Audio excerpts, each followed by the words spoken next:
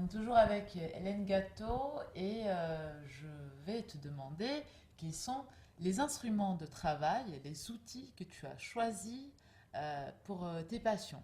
On va parler de la kinésiologie qu'on a nommé tout à l'heure.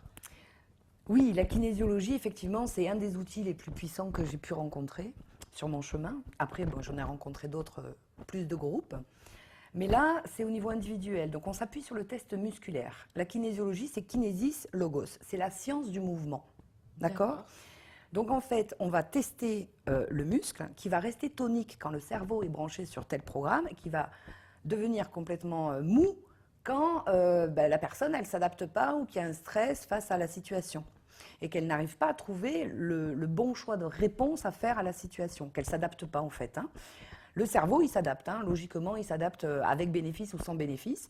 Et moi, ce que je trouve d'intéressant à ça, c'est d'aller voir là où la personne, elle est bloquée, là où elle n'arrive pas à s'adapter à la situation et à trouver un bon choix de réponse.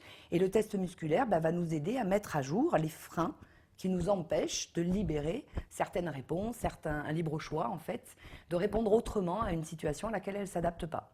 Et ça va permettre à la personne de s'adapter mieux après dans sa vie de tous les jours face à des choses, même inconsciemment justement, parce qu'on met à jour tous les schémas psycho-émotionnels qui nous gouvernent dans l'inconscient ou le subconscient. Et on remet en accord, on va dire de façon très simple, l'esprit, le cœur et le corps. D'accord. Donc l'intérêt, c'est vraiment que la personne soit alignée pour qu'elle puisse faire et qu'elle soit cohérente entre ce qu'elle pense, ce qu'elle sent et ce qu'elle fait.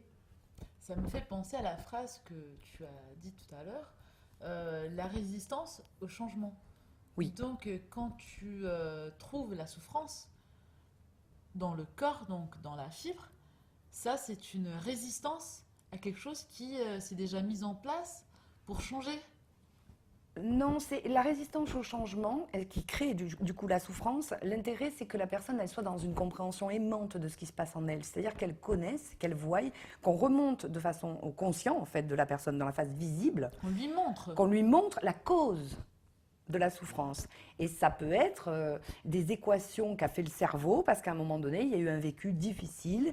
Il y a eu en tant qu'enfant, eh ben, on s'est adapté à notre famille, on a pris des décisions d'enfant, on a mis des masques pour pouvoir continuer de vivre, mais surtout de survivre.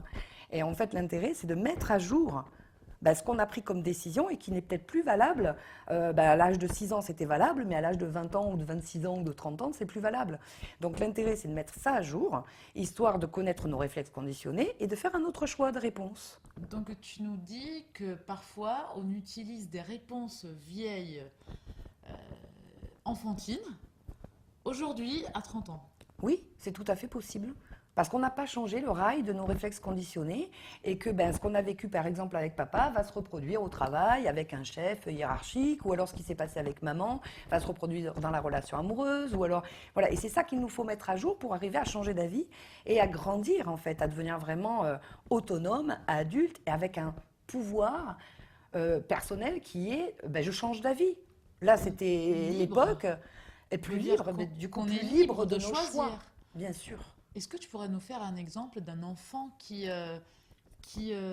répond face à ses parents et un comportement qu'on peut... Par exemple, papa est violent physiquement ou verbalement. Moi, en tant qu'enfant, j'ai appris à me taire. Et en fait, après, je vais être tremblante devant la hiérarchie ou devant mon chef au travail ou je vais avoir peur des hommes.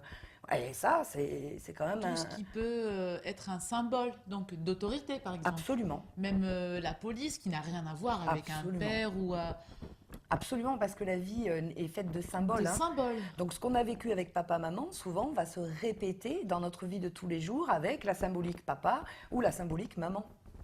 Très bien. Et on va ramener en fait ce qu'on a vécu dans la famille, dans la vie de tous les jours, alors qu'il y a des moments où c'est plus du tout approprié. Très bien et très clair. Merci Hélène. Merci à toi, Gaïa.